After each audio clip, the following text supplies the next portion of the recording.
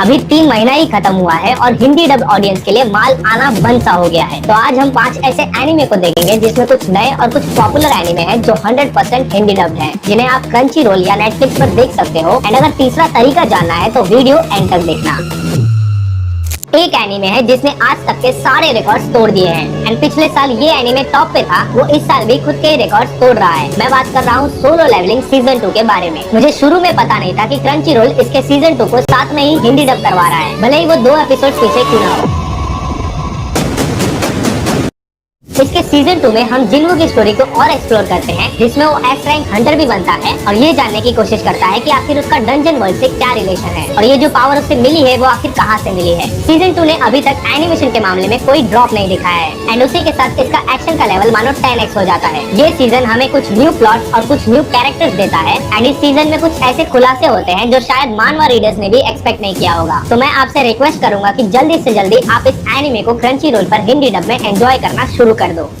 अगर वन पंच मैन और Harry Potter को मिलाकर कोई एनिमे बन सकती है तो उस एनिमे का नाम होगा martial magic and muscle. Crunchyroll पर ये एनिमे आपको 2 सीजन्स और टोटल 25 एपिसोड्स के साथ आपको देखने मिलेगा, जिसमें हमें एक मैजिकल वर्ल्ड बताया गया है जहाँ सभी को कुछ न कुछ मैजिकल पावर्स है और जिनके पास कोई भी मैजिकल पावर्स नहीं है उन्हें डिस्कार्ड कर दिया जाता है। और हमारे मेन कैरेक्टर मार्शल के पास कोई भी मैजिकल पावर्स नहीं होती, लेकिन उसने अपनी फिजिकल स्ट्रेंथ एकदम साइतामा के लेवल जितनी कर ली है और वो मैजिकल स्कूल में अपनी फिजिकल पावर्स के दम पर एडमिशन भी ले लेता है। इस एनिमे का पॉजिटिव पॉइंट है इसका फनी और एंटरटेनिंग मैजिकल पैरोडी दिखाना, जो ये एकदम परफेक्टली करता है। और इस एनिमे को नॉर्मल से अलग बनाता है इसका मेन कैरेक्टर मार्शल, जिससे काफी इंट्रोवर्ट लोग रिलेट करेंगे। एनिमे में कई जगह सीरियस फाइट्स भी दिखाई है जिसमें हम इसके मैजिकल पावर्स का दम देखते हैं। तो अगर आपको एक्शन के साथ कॉमेडी एंजॉय करना है, वो भी हिंदी डबिंग में, तो इस एनिमे को देखना जरूर। हिंदी डबिंग की नगरी में फिलहाल तो टॉप में एक ही एनिमे चल रहा है एंड उस एनिमे का नाम है साकामोटो डेज। ह्यूमर और एक्शन का परफेक्ट कॉकटेल किसे कहते हैं, कोई इस एनिमे से सीखे। कहानी साकामोटो की है जो पहले तो प्रोफेशनल गुंडा था, बट जब उसकी शादी हुई तो उसकी वाइफ ने उससे एक प्रॉमिस करवाया कि वो आज के बाद किसी को भी जान से नहीं मारेगा। एंड अब वो अपनी फैमिली को कैसे बचाता है बिना किसी को मारे, वो देखना काफी इंटरेस्टिंग होगा। इस एनिमे को और इंटरेस्टिंग बनाते हैं कुछ सुपरनैचुरल पावर्स, जैसे सिने के पास माइंड रीडिंग पावर्स होती है एंड वो बिना कुछ बोले ही साकामोटो से कम्युनिकेट करता रहता है। कहानी प्रोग्रेस करती है बट प्लॉट में उतना दम नहीं है, लेकिन जो दम इसके एक्शन सीक्वेंस में है वो किसी से कम भी नहीं है। देखो, आई नो कुछ लोगों को ये एनिमे बचकाना लग रहा होगा, बट यार कभी कभी ऐसे एनिमे देखना चाहिए। मुझे ये जॉनरा तब पसंद आया था जब मैंने स्पाई एक्स फैमिली देखी थी एंड इस एनिमे से भी मुझे कुछ वैसे ही वाइब आती है। साकामोटो डेज की हिंदी डबिंग को मैं अच्छी कहूंगा, बस जब साकामोटो अपने माइंड में बात करता है तब एक अजीब रोबोटिक वॉइस आती है जो कि बेटर हो सकता था।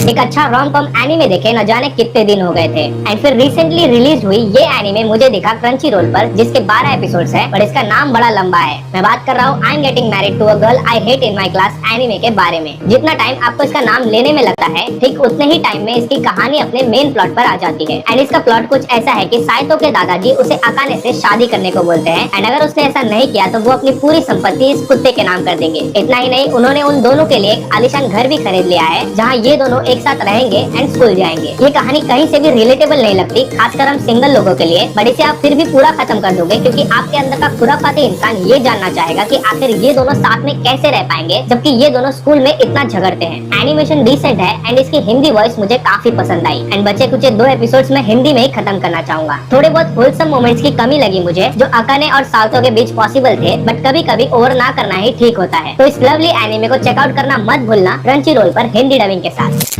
हॉरर मिस्ट्री जॉनरा में कई एनिमे आए और गए, लेकिन ये एनिमे आपको कुछ हटके लगेगा एंड आपको डराने के साथ साथ ये आपको हुक्ड भी रखेगा एंड तक। आकुमा कुन नामक एनिमे मैंने तब डिस्कवर किया जब मुझे हिंदी डब में कुछ एनिमे देखने थे, वो भी नेटफ्लिक्स पर। इसकी कहानी शुरू होती है एक यूनिवर्सिटी स्टूडेंट से जब वो आकुमा की हेल्प लेने आती है क्योंकि उसके 2 फ्रेंड्स की मौत एक ही जगह पर हुई थी एंड वो भी सेम टाइम पर। कैरेक्टर के बारे में इसलिए बता रहा हूँ क्योंकि आकुमा की कुछ आदतें उसे सिमिलर बनाती है एल कैरेक्टर से फ्रॉम डेथ नोट एंड एक आदत ये है कि वो इग्नोर करते करते बातों को नोटिस करता है। स्टोरी इंटरेस्टिंग है एंड मिस्ट्रीज भी काफी एंगेजिंग है, लेकिन जो याद रह जाता है वो है इसका आर्ट स्टाइल, जो कि नॉर्मल तो बिल्कुल भी नहीं लगता बट क्रीपी जरूर लगता है। एनिमे के स्टार्टिंग के 10 एपिसोड तो एकदम सरस थे, बट जैसे 11th एपिसोड स्टार्ट हुआ मुझे लगा कि कहानी अपने पाथ से भटक गई है। बट लास्ट वाला ट्विस्ट देखने के बाद मैं ये डेफिनेटली कह सकता हूँ कि आप इसे चेकआउट कर सकते हो नेटफ्लिक्स पे अच्छी हिंदी डबिंग के साथ।